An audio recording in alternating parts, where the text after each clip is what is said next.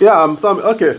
So, you will ask Abia and Anambra to bring more money because they are the people who will benefit more from the roads.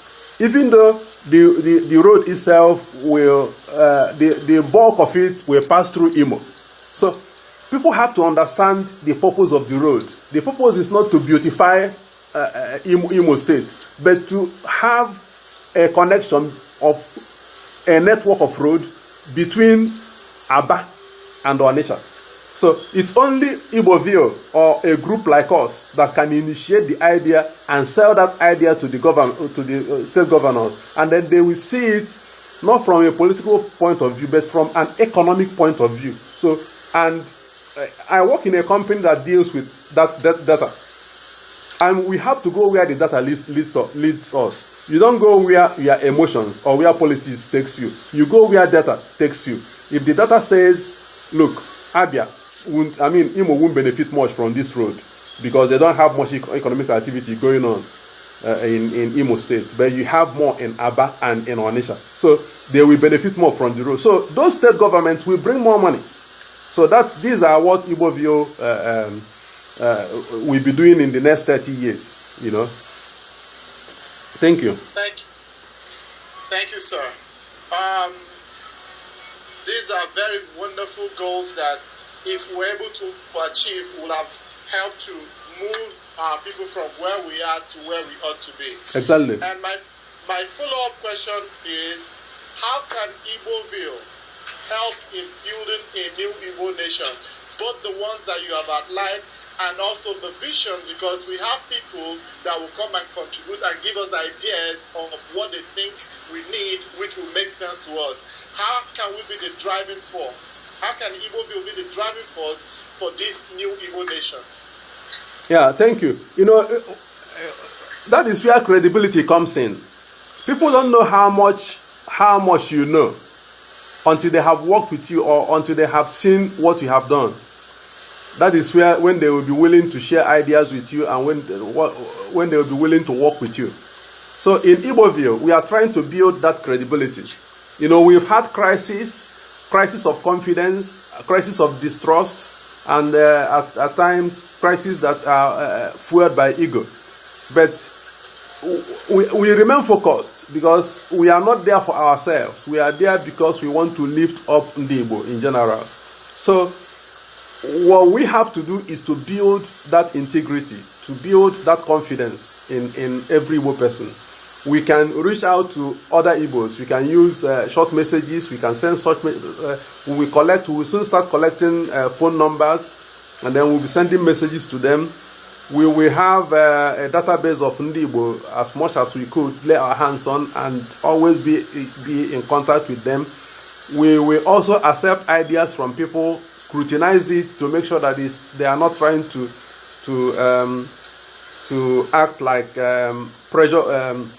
interest groups in the United States that want to favor one industry. Whatever we want to do, is tilted. It's for the entire Igbo race, not just for one industry. It's something that will be beneficial to Igbo as a people. So, what your question borders on, how do we build? The answer to your question is, how do we build that confidence so that other people will be willing to work with us? And like I said, we need to have that integrity. We need to show good examples. You know, we've not been spectacular in that angle when it comes to building mutual trust, which is very, very important.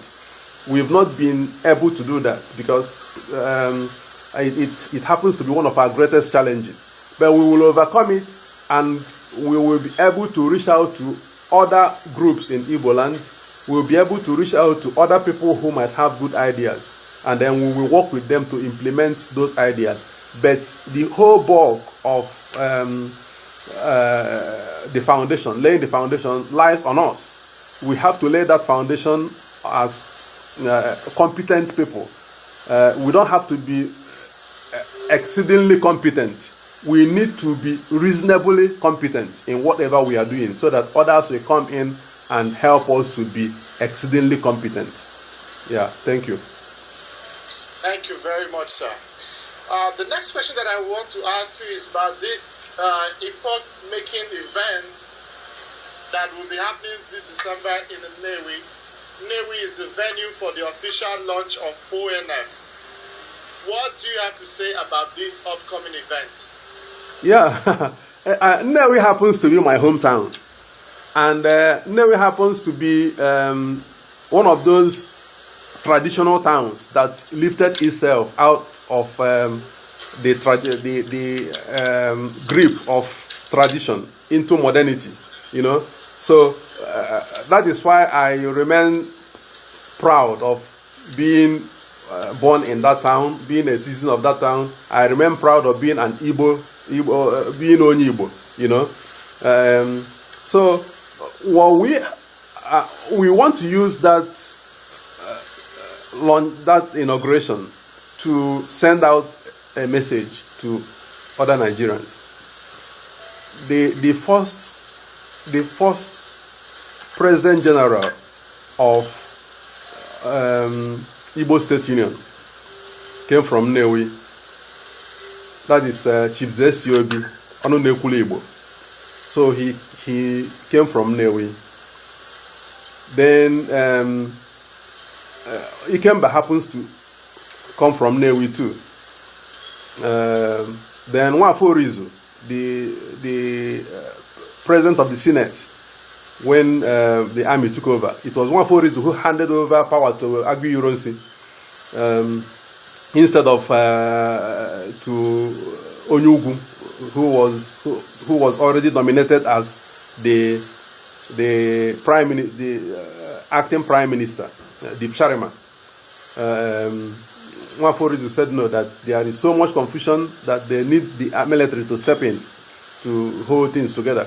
I'm not saying that the military eventually did very well, but at least it will show you how much trust the Igbos had among themselves. You know, you have this politician who said, no, we have to invite the military.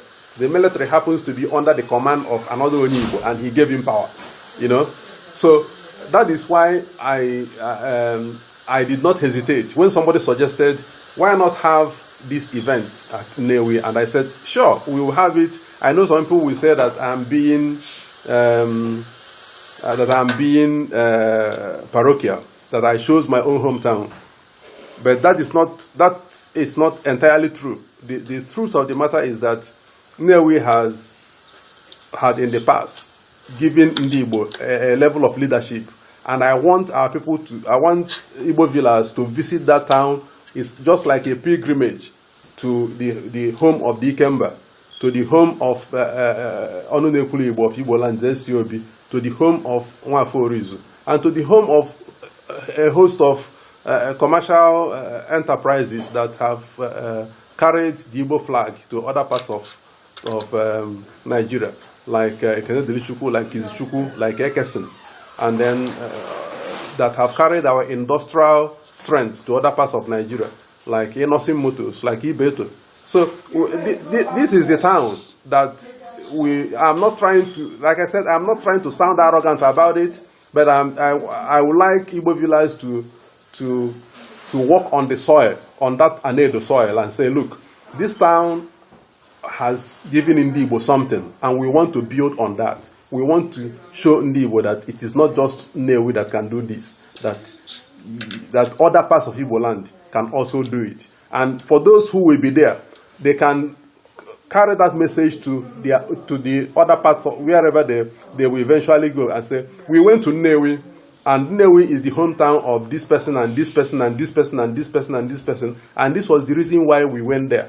And then we intend to have a unified front, just as they did under ZCOB, under Igbo State Union, just as they had under Okorafor-Ukaobasi, who gave power to Agbonma, just as they had under the Ikemba, who was a reluctant head of state, but who made the best, who gave us the pride that most of us enjoy today. So that is why I'm very excited that this event will take place at Nnewi.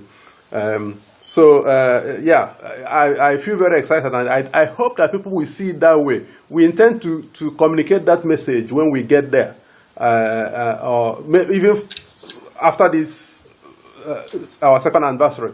We intend to make sure that the message of the inauguration at Nnewi is passed along.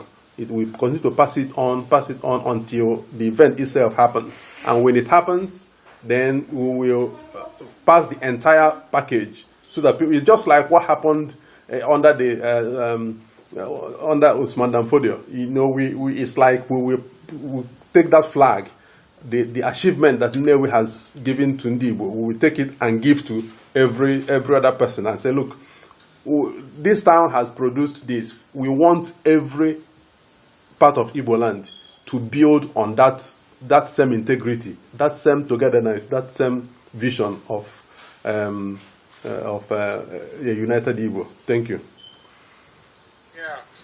One of the things that we have tried to instill in Igboville and to also push is what we are calling Think Home First. And if there is any community that exemplifies or typifies Think Home First, I think it is Nnewi.